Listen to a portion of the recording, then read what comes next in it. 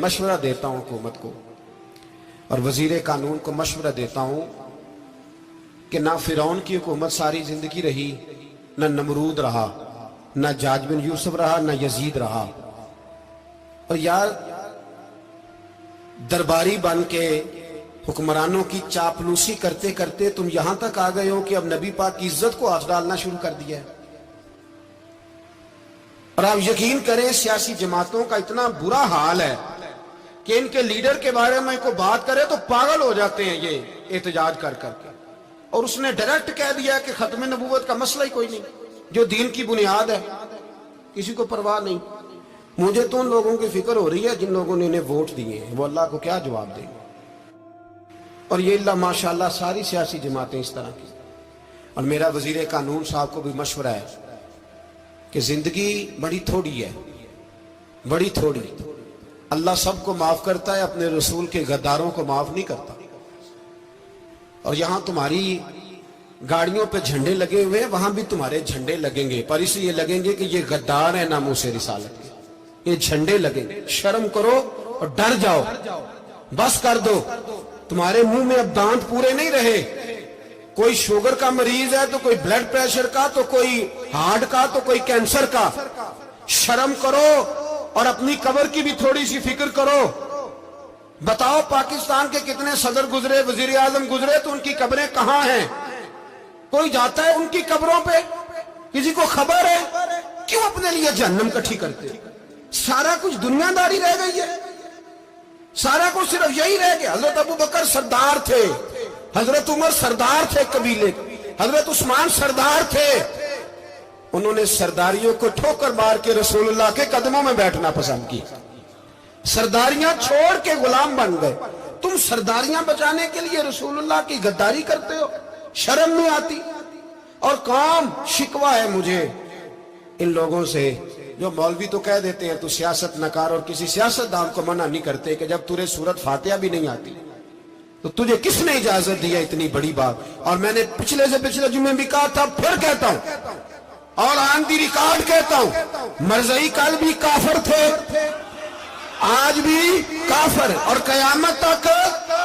और जो उनके कुफर में शक करे वो भी, और पक्का बेईमान है, काफिर है। वो वजीर कानून हो या सुबाई हो या विफाकी हो, मन शक्का फी कुफर ही फकत कफर।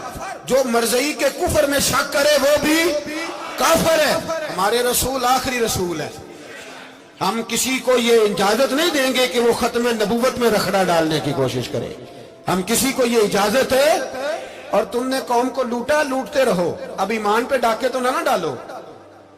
तुम्हें दौलत लूट के पेट नहीं भरा, अब ईमान लूटना शुरू कर लिया।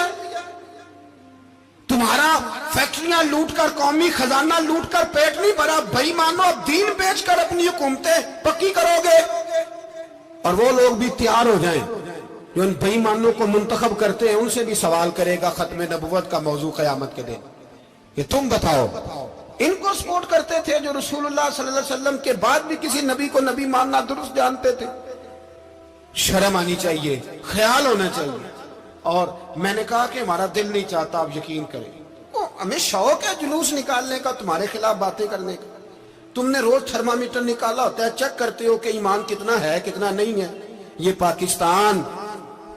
पाकिस्तान अगर सूबा सिंध है तो हजरत अब्दुल्ला शाह गाजी का है, अगर बलोचिस्तान है तो हजरत बाबा अब्दुल रहमान का है, और अगर पेशावर है तो वो सूफिया का है, और अगर ये धरती पंजाब है तो ये दाता अली अजमेरी की है, ये बाबा फरीदुद्दीन की है। इसमें किसी गद्दार को कब्जा करने की इजाजत बिल्कुल नहीं मिलेगी। और हम वो लोग भी नहीं जो चुप करके अंदर सोते रहे, कौम जो करती है करती रहे, हमें परवाह नहीं। ना, ऐसी कोई बात नहीं। कोई बंदा ना समझे कि इन्हें होश नहीं, इन्हें पता नहीं, हमें सारा कुछ ही आता है। फिर अगर कल को कोई मुमताज कादरी पैदा हो गया तो शिकवा ना करना। कल को कोई फिर से आमर चीमा निकल आया तो शिकायत ना करना, याद रखना।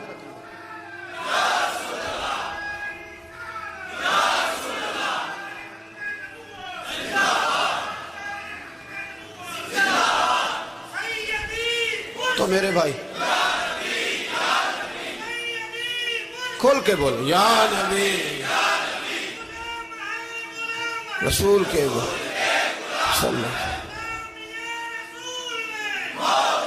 تو یہ مشورہ ہے.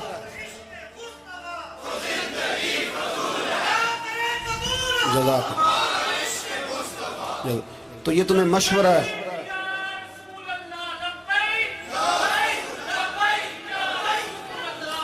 میری بات سنیں، یاد رکھیں، یہ لوگ بعد میں پچھتاتے ہیں، پھر مناظرے کراتے پھرتے ہیں، اس نے صحیح کیا کہ غلط کیا، پھر انہیں ہوش آتی ہے بعد میں، پھر ان کے ہواری نکل نکل کے میدانوں میں دلیلیں دیتے ہیں.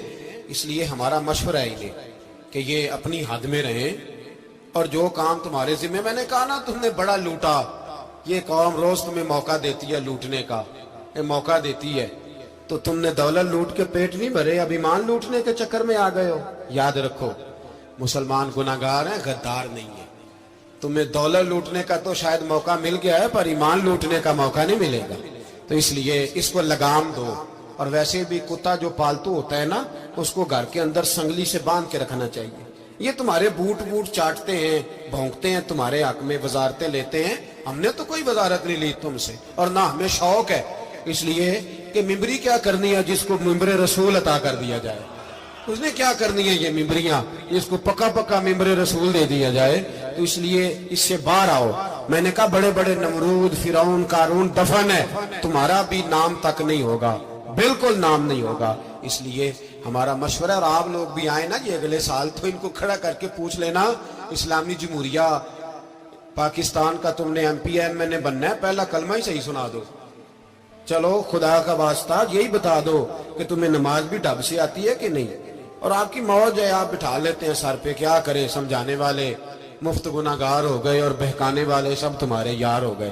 اس لیے یہ چھیڑتے ہیں جان بوجھ کے.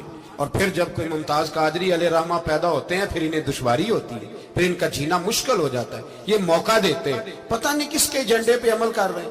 میرا سوال یہ ہے، میں نے پچھلے جمعے پھر میرا سوال ہے کہ میں پوچھتا ہوں، اس آدمی کو ضرورت کیا ہے ختم نبوت پر بات کرنے کی، جب امت مسلمہ کے متفق کا فیصلہ ہے کہ مرزائی کافر، اسمبلی نے بل پاس کر دیا کہ مرزائی، ان کو اقلیت قرار دے دیا، اور جب سے وہ اقلیت بنے، نہ ہم نے ان کی عبادت گاہ جلائی، نہ ہم نے ان کو قبروں سے نکالا، نہ ہم نے، بس ٹھیک ہے جیسے عیسائی رہتے ہیں، یہودی سے کس ملک میں رہتے ہیں وہ بھی رہے، اقلیت بن کرے، کوئی پر تم انہیں کھینچ کے کیوں قریب کرتے ہو؟ تمہارا کیا جرانہ ہے ان کے ساتھ؟ بتاؤ تو صحیح. ان لوگوں سے ان کو چاہیے اپنے منہ میں لگام ڈالیں، اور اگر نہیں ڈالیں گے پھر انشاءاللہ ڈالی جائے گی، اور بڑی تگڑی ڈلے گی، اور پھر ایسی ڈلے گی. سلمان تاثیر جب مرا تھا نا، تو 5-5 لاکھ روپیہ مولویوں کو آفر کی جنازہ پڑھاؤ، 5-5 لاکھ روپیہ چھوٹے چھوٹے مولویوں کو. اور